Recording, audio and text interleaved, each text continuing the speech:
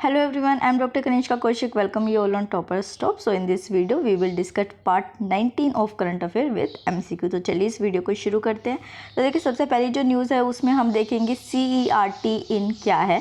This is Indian computer emergency response team. तो यहाँ पे देखिए क्या बताया गया है कि एमरजेंसी रिस्पॉन्स टीम है। तो एमरजेंसी कब होती है? जब कोई एडवर्स सिचुएशन आ जाती है, मतलब सिक्योरिटी रिलेटेड चीज़ आ जाती है।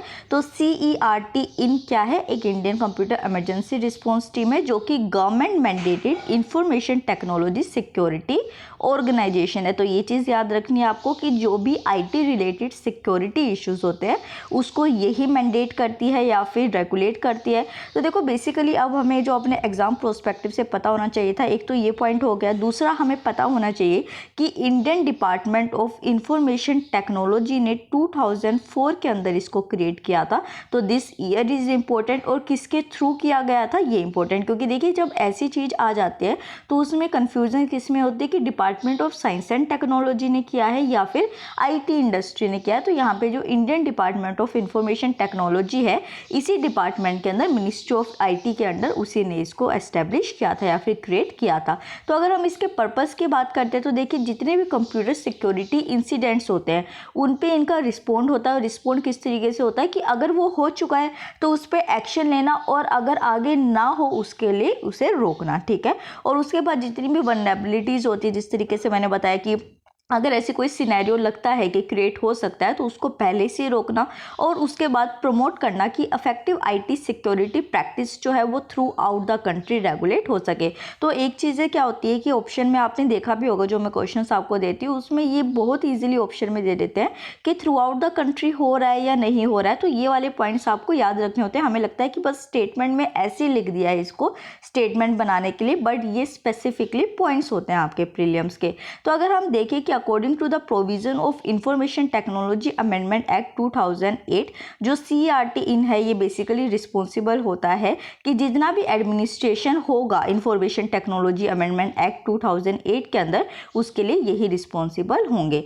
Next news is about unified geological map of moon. तो देखिए हमने कई बार जो हमारी साइंटिफिक ऑर्गेनाइजेशन है या फिर जो स्पेस ऑर्गेनाइजेशंस हैं तो हमें उनके थ्रू पता चल जाता है या फिर दिखती है कि मून की इमेजेस। कई बार पहली बार ऐसा हुआ है कि मून की इमेजेस को खाली नहीं लिया गया है, मून का एक जियोलॉजिकल मैप तैयार किया गया है। तो जियोलॉजिकल मैप कैसा दिखेगा पहले तो मैं आपको ये दिखा दूँ। तो ये मून है आपके सामने जिसका ये मैप तैयार किया गया है और ये मैप जो है किस बेसिस पे तैयार किया गया है, जैसे कि यहाँ पे आप जो ब्लू कलर की चीज़ें देख रहे हैं तो यहाँ पे वाटर कंटेंट है। ये जो आप ब्राउन कलर की चीज़ें देख रहे हैं तो ये क्या हो गई, सॉइल हो गई। ये फिर जो ब्राउनिश आप डार्क देख रहे हैं तो ये माउंटेनियस प्लेट्यूज एरिया। इस तरीके से जो है एक जियोलॉजिकल मैप मून का बनाया गया है। तो देखिए ये फर्स्ट एवर ऐसा डिजिटल यूनिफाइड और ग्लोबल जियोलॉजिकल मैप है जो मून का बनाया गया है। उसके बाद आपको जो याद रखना है वो ये याद रखना है पहली बात तो कि ये फर्स्ट है, इससे पहले कुछ बना नहीं है। तो ये हो सकता है कि आपको दे दे ऑप्शन में कि इससे पहले इस तरीके का कुछ हो चुका था, तो वो गलत होगा।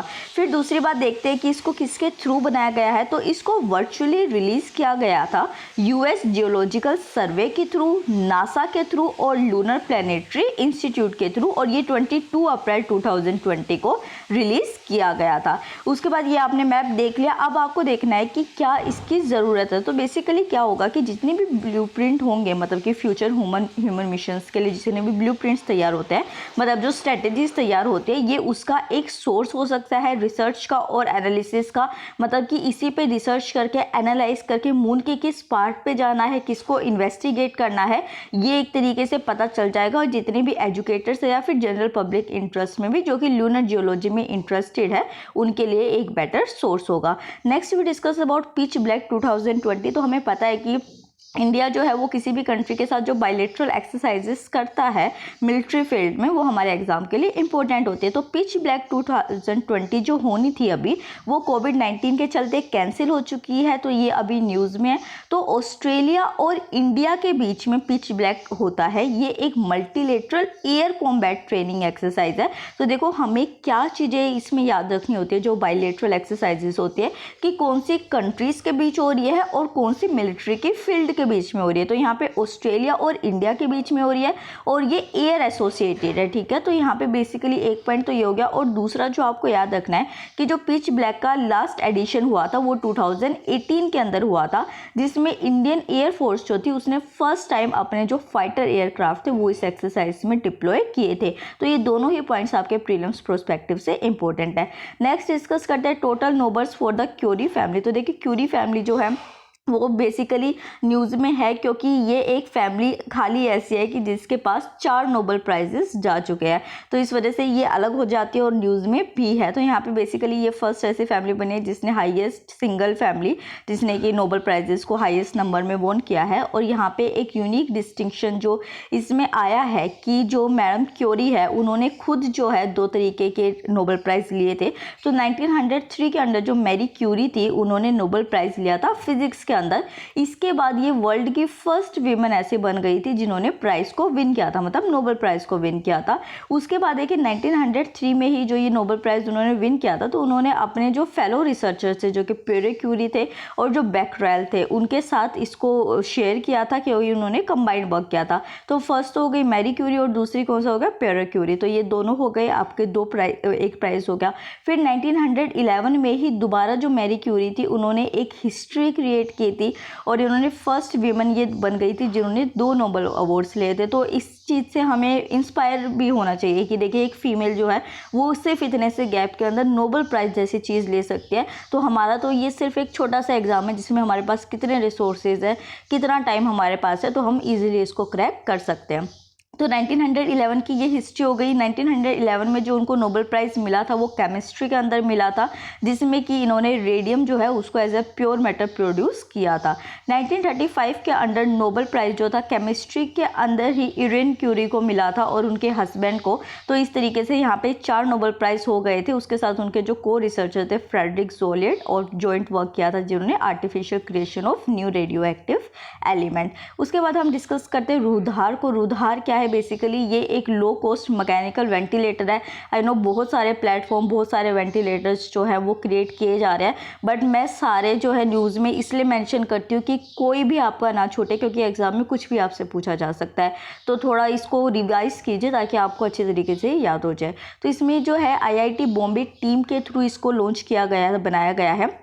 इसमें अगर मैं आपको प्रोडक्शन की कॉस्ट बताऊं तो एक वेंटिलेटर को बनाने के लिए सिर्फ ₹10,000 लगते हैं, जो कि एक कन्वेंशनल वेंटिलेटर से बहुत ज़्यादा कम है। तो जो फर्स्ट टाइम इस लेक्चर को देख रहे हैं मैं उन्हें बता दूं कि इसकी जो PDF है वो आपको हमारे टेलीग्राम चैनल पे मिल जाएगी, जिसका लिंक मैं डिस्क्रिप्शन में दे दूँगी। और अभी तक का लेक्चर अगर अच्छा लगा है तो प्लीज़ चैनल को सब्सक्राइब कीजिए, वीडियो को लाइक कीजिए, क्योंकि अब हम क्वेश्चन शुरू कर रहे हैं। तो यहाँ पर मैंने आपको कल एक क्वेश्चन दिया था हाइड्रोजन फ्यूल वाली वीडियो में कि consider the following statement about financial action task force. इसमें फर्स्ट स्टेटमेंट थी कि the financial action task force is an intergovernmental body established by world bank.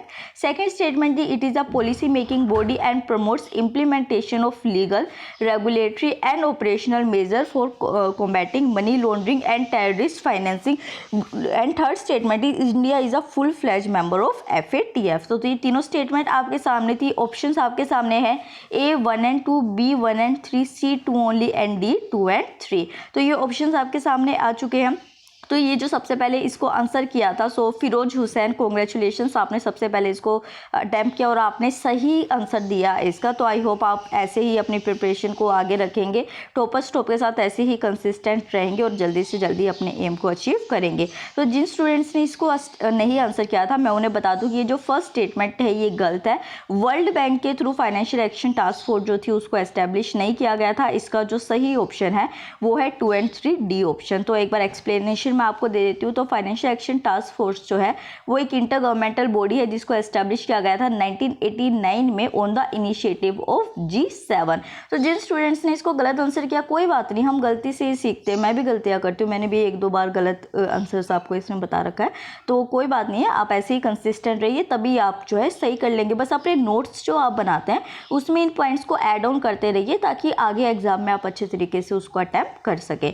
फिर आज का जो क्वेश्चन है मैंने आज आपको अभी प्रैक्टिस नहीं कराऊंगी क्वेश्चन, क्योंकि आज हमारी वीडियो आने वाली है 25 मोस्ट इंपॉर्टेंट क्वेश्चंस की, तो उसमें हम क्वेश्चंस को डिस्कस करेंगे। तो मैं बस आपको क्वेश्चन कल के लिए दे रही हूँ कमेंट सेक्शन में जो आपको बताना है। तो consider the following statement regarding ozone whole.